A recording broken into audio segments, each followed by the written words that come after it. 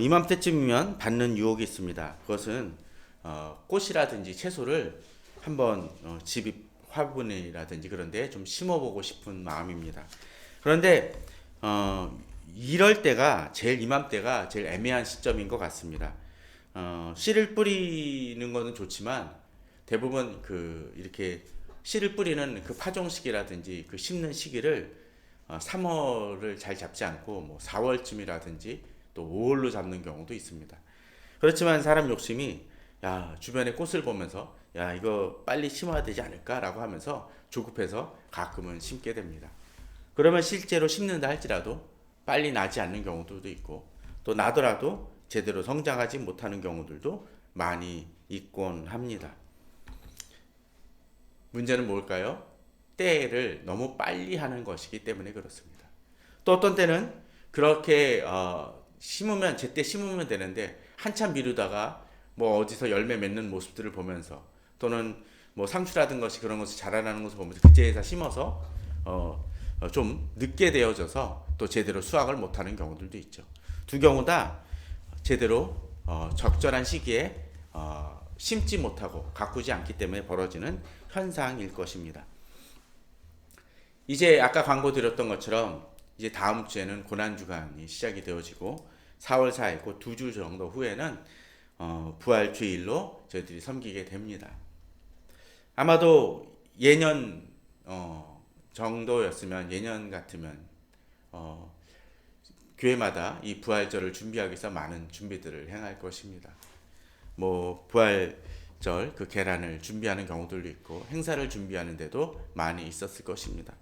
그러나 작년에서부터 갑자기 이 코로나로 인해서 그러한 준비들이 어려움을 당하게 되고 아마도 올해도 무슨 총연합 새벽기도 같은 경우도 정상적인 예전과 같은 모습으로는 드릴 수 없을 것입니다. 근데 이런 최근에 여러 가지 아까 그 꽃 얘기처럼 그런 생각들을 좀 해봅니다. 저희들이 부활절이면 여러 가지 준비를 행하지만 진정한 의미에서 그 부활절과 또 고난주간을 생각하는 것은 그저 한두 주, 한 달 정도 미리 생각하는 것으로서 그칠 문제는 아닐 것 같습니다. 오늘 본문에 예수님께서 여러 가지 때를 준비하라는 얘기를 하셨지만 그 이전부터 주님께서는 이 예루살렘으로 올라가시면서 당신이 지셔야 될 십자가에 대한 얘기를 고난과 죽음, 부활에 대한 이야기를 몇 차례 계속 하십니다. 제자들에게도 비유로 말씀하시기도 합니다. 또 그러면서 그 말씀이 단순히 십자가의 고난과 부활에 대한 것만이 아니라 더 크게는 하늘나라, 하나님의 나라가 임할 것에 대한 얘기를 하고 있고 종들에게 달란트 또는 문화를 맡기면서 그 주인 오실 때까지 맡은 임무를 행할 것을 이야기하는 비유를 말씀하시기도 합니다. 그것은 곧 단순히 우리가 부활절을 맞이하지만 한두 주, 몇 주에 걸쳐서 부활절을 준비하고 또 그 생사를 치르는 것 그 이상의 의미를 지니고 있음을 보여주는 것입니다. 그러니까 오늘 저는 바로 우리가 어떻게 이 고난주간과 부활주일을 좀 생각해보고 묵상해야 할지를 한번 생각해 보길 바랍니다. 오늘 본문을 보게 되면 29절에서 그렇게 얘기를 합니다. 이에 비유로 이르시되 무화과나 무화 모든 나무를 보라 싹이 나면 너희가 보고 여름이 가까운 자를 자연히 아나니라고 되어 있습니다. 무슨 얘기입니까? 이스라엘도 무화과 나무나 여러 나무들을 보게 되면 그것이 갑자기 싹이 나고 자라면서 그런 것들을 보면서 이제 봄이 지나가고 거기는 사계절이 우리랑은 좀 다르겠지만 그런 이제 여름이 다가오는 것을 이제 알게 된다라는 얘기를 합니다. 자연의 변화만 봐도 이제 그 때가 이르고 이 절기가 언제라는 걸 알게 됩니다. 여름에 아무리 날씨 변화가 좀 심하다 치더라도 여름에 눈이 오는 경우는 없습니다. 개나리가 피고 진달래가 피고 또 벚꽃이 만발하게 되면 어떻게 생각합니까? 우리는 봄이 한창이구나라고 생각을 합니다. 우리는 그런 것들만 봐도 때가 언제인지를 알게 됩니다. 특별히 주님께서 가까운 자를 아나니 너희가 이런 일이 일어나는 것을 보거든 하나님의 나라가 가까이 온 줄을 알라고 얘기하시는 것은 바로 그 앞에서 얘기했던 여러 가지 비유라든지 사건들, 또 예루살렘이 무너지는 그 얘기들을 통해서 주님은 십자가의 고난과 죽음을 넘어서 이제 그 십자가의 고난과 죽음이 또 부활이 임했다는 얘기는 하나님의 나라가 이미 임했다는 것이고, 이제 하나님의 심판과 하나님의 나라의 회복이 언젠가 일어날 것임을 보여주는 분명한 사건임을 알아야 된다는 것입니다. 그것을 안다라는 얘기는 곧 우리가 다른 삶을 살아야 되고 그 때를 따라 준비하는 삶을 살아야 된다는 것을 주님은 가르쳐 주시는 것입니다.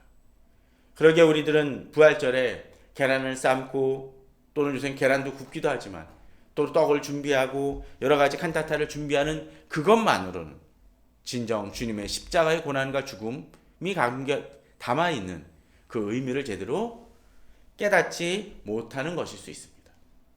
오히려 이 부활절은 그 기간을 통해서 우리들이 하나님의 나라를 제대로 준비하고 있는지를 되새기며, 또 그것의 출발점이 되어지는 바로 예수 그리스도의 십자가와 죽음과 그 부활, 또 나를 구원하신 그 사랑을 깨달음을 통해서 내가 하나님의 나라를 어떻게 준비해야 될지를 다시 한번 되새기는 그런 시기하고 그런 결단의 기간이 되어야 된다는 것을 오늘 주님은 보여주시는 것입니다. 자, 그렇다면 이 때를 아는 사람들은 어떻게 해야 될까요? 오늘 본문을 보게 되면 이제 그렇게 얘기를 합니다. 내가 진실로 너에게 이르는 이 세대가 지나가기 전에 모든 일이 다 이루어지리라. 어떤 얘기입니까?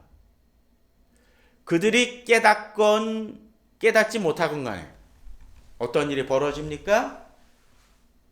그 하나님의 나라는 임할 것이고 주의 계획과 주의 그 계획은 분명히 이루어진다라는 것이죠. 마치 그런 것과 같습니다. 학생들이 공부를 하건 안 하건 간에 중간고사는 오고 학기말 시험은 옵니다.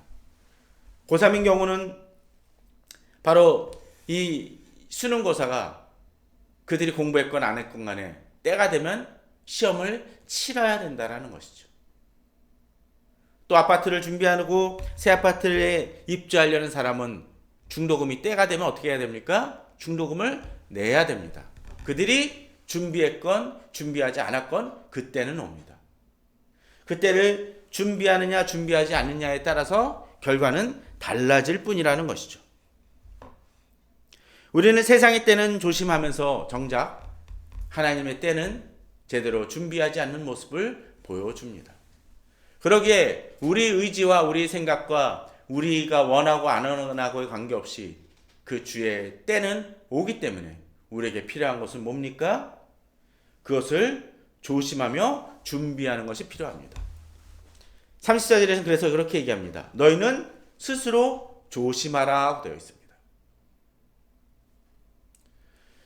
최근에도 뭐 학폭이라든지 여러 가지 문제로 막 다른 사람들을 비난하고 또 공격하기도 하고 또 이야기를 합니다. 여러 가지 잘못이 있다라면 그에 대한 상응하는 처벌은 받아야겠죠. 그런데 그렇게 비난하던 사람이 어떤 때는 오히려 더 다른 사람을 가해하고 힘들게 했던 또 주체가 되어지는 사람들도 종종 발견을 합니다. 또 다른 사람이 넘어졌던 문제에 대해서 그렇게 비판을 했던 사람이 똑같은 범죄를 범하는 경우도 우리는 자주 봅니다. 주의 나라에 대해서도 우리는 마찬가지입니다. 다른 사람이 준비하건 준비하지 않건 간에 더 필요한 것이 무엇이겠습니까? 우리 자신이 제대로 준비하고 살아가느냐라는 것입니다. 그러기에 주님께서는 뭐라고 얘기하십니까? 조심하라. 스스로 조심하라고 얘기하십니다.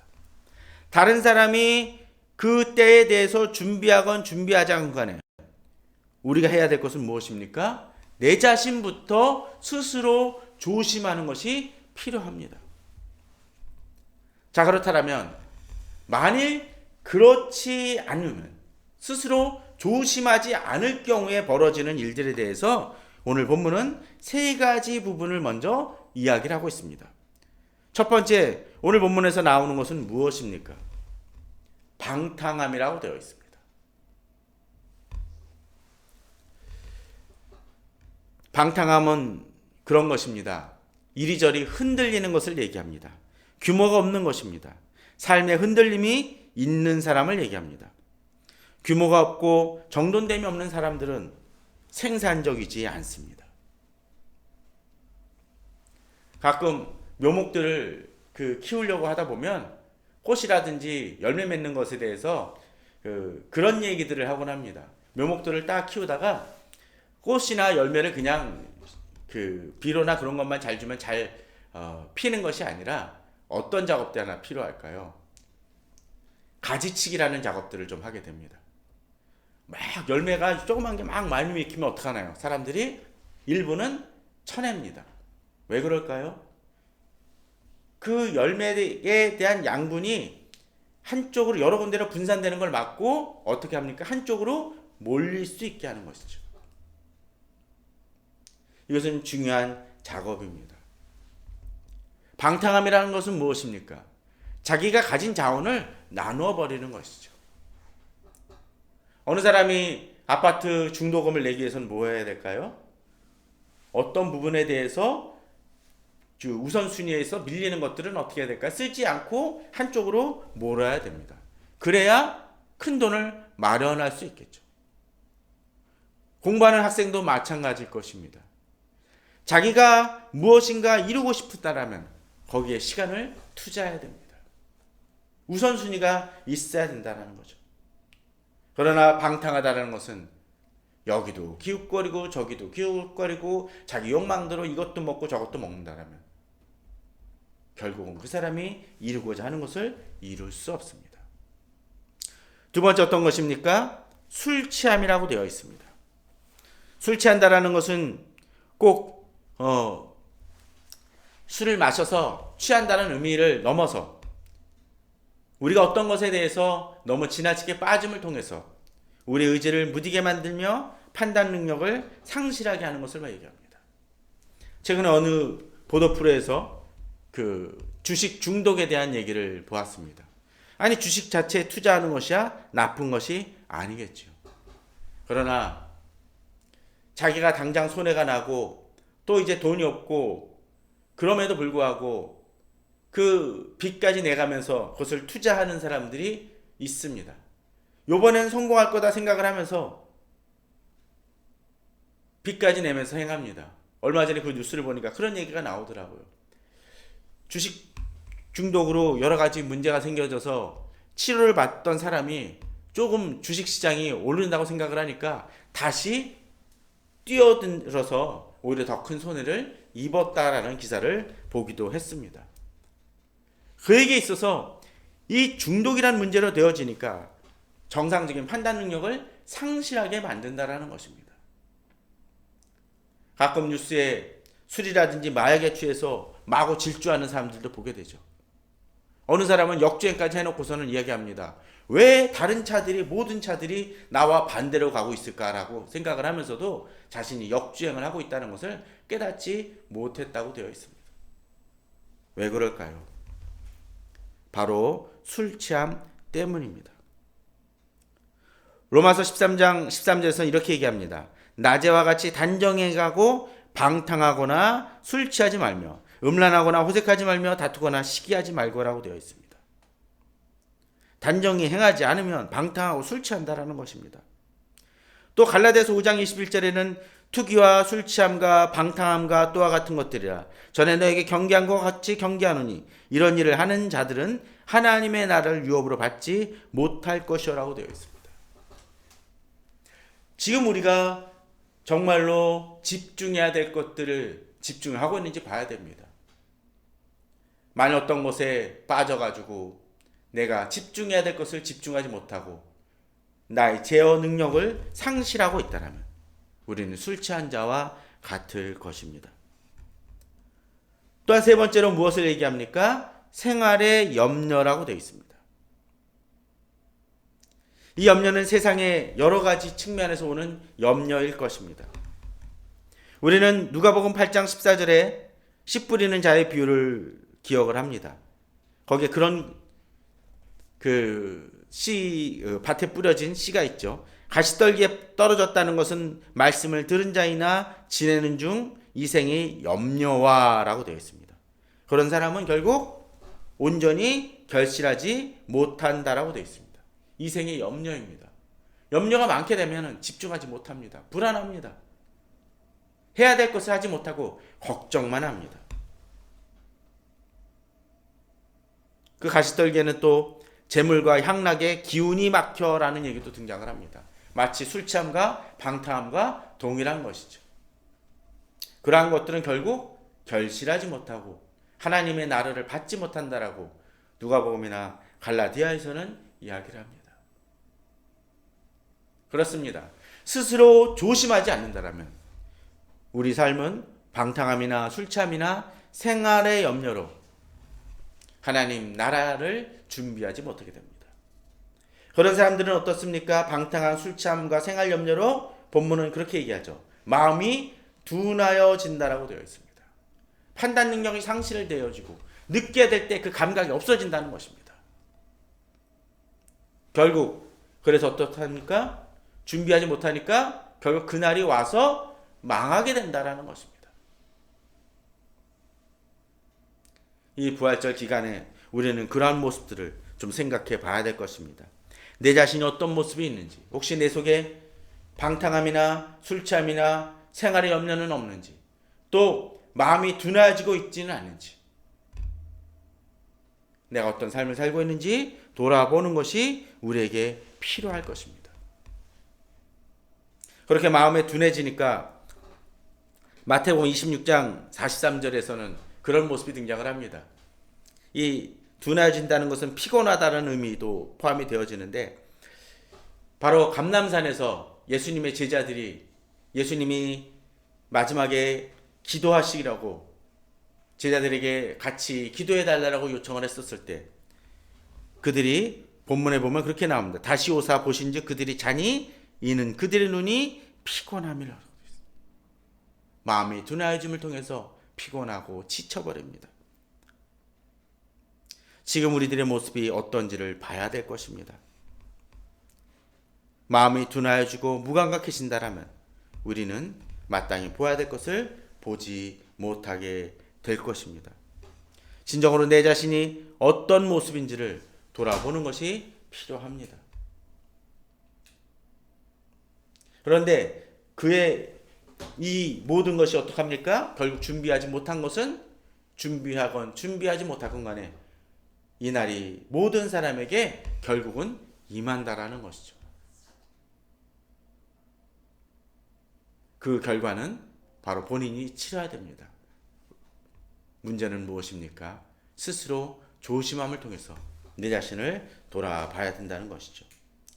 그에 반해서 오늘 본문은 이제 주님께서는 갑자기 뜬금없이 이 스스로 조심하고 때를 준비하라고 얘기하셨는데, 이제 36절, 37절에서는 뭐라고 나옵니까?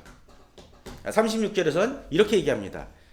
그 준비하지 하는 사람은 어떤 자세를 보입니까? 36절에 이러므로 너희는 장차 올 이 모든 일을 능히 피하고 스스로 조심함을 통해서 피한다는 얘기겠죠. 그리고 어떤 일을 행해야 됩니까? 인자 앞에 서도록 항상 기도하며 깨어 있어야 된다는 것입니다. 바로 이것이 준비하는 자의 모습입니다. 신랑을 기다리는 열처녀에 대한 비유에서 어떠했습니까? 그들은 또 어떤 이들은 5명은 어떻게 하죠? 바로 기름을 준비하면서 기다리는 반면에 그러한 것이 준비하지 못하고 그냥 있다가 신랑이 올 때 맞이하지 못하는 사람도 있었습니다. 또 종들은 어떠했습니까? 어떤 사람들은 그것을 맡은 것을 가지고 열심히 돈을 벌고 또 행했던 반면에 어떤 사람은 어떻게 합니까? 땅에 묻어서 그것을 보관만 합니다. 그 모든 이들에게 그 때는 왔지만 결국 그 대가를 치르고 맙니다. 우리가 깨어 있어야 할 이유입니다. 스스로 조심하면서 그러한 모든 것들을 피하고 인자 앞에 바로 설 수 있도록 기도를 통해서 우리가 깨어 있을 수 있어야 할 것입니다. 오늘 본문은 그런데 이제 뒤에 37절 38절에서 이제 깨어 있으라고 하는 그 주님께서 한 가지 본을 보여주시는 모습을 보여줍니다. 37절 어떻습니까? 예수께서 낮에는 성전에서 가르치시고 밤에는 나가 감람원이라는 산에서 쉬시니라고 되어 있습니다. 주님은 두 가지 측면을 보여주시는 것 같습니다. 깨어 있어라고 이야기하시는 그 주님께서 성전에서 어떻게 하십니까? 가르치셨다라고 되어 있습니다. 또 밤에는 나가 감람원이 하는 산에서 쉬시니라는 것을 보게 되면 단순히 가르치신 다음에 쉬신다라고 보여지기도 하지만 감람산에 갔을 때 주님께서 마지막 감람산에 갔었을 때 그런 표현이 등장을 합니다. 주님께서 자주 그곳에서 기도하시더라는 얘기가 등장을 합니다. 우리는 그것을 통해서 무엇을 볼 수가 있습니까?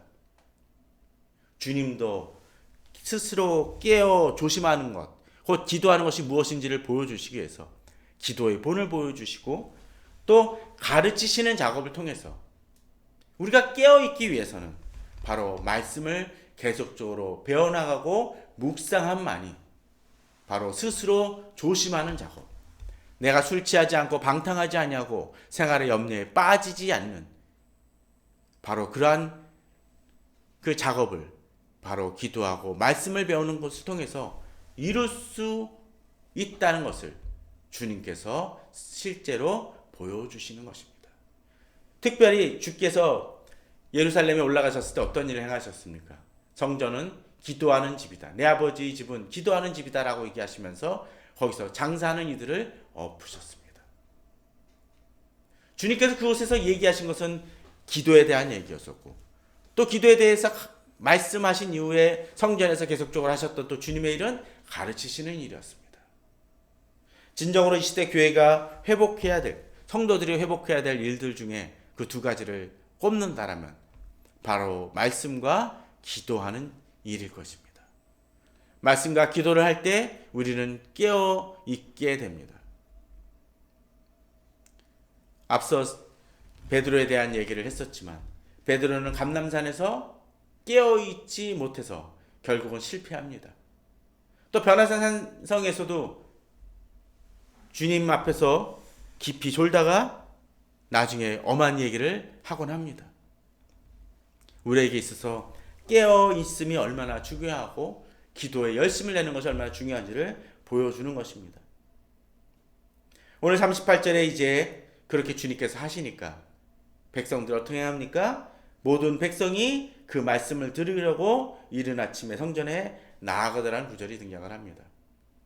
사두개인이나 서기관, 바리새인, 제사장들은 주님 근처에 있었지만 오히려 주님을 회방하고 주님을 비판하고 주님을 넘어뜨리려고 힘썼던 반면에 오히려 신앙적 지식은 부족하고 이 이스라엘에서 그렇게 대우받지는 못했던 백성들일지 모르지만 그들은 오히려 주의 말씀을 들으려고 성전에 나옵니다.